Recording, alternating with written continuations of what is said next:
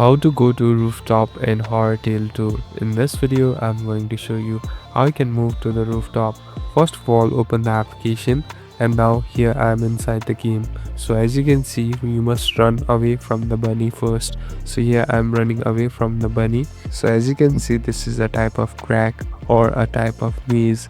So you must find out a place how you can get out from here. So you must explore different places. Now here, as you can see, I'm trying to go up, try finding a way so that he can escape to the rooftop.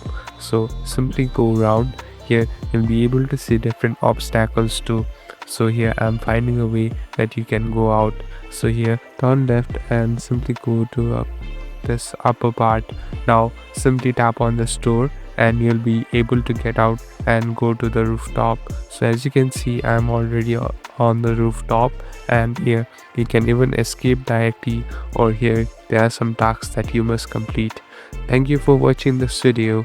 I hope this video will help you.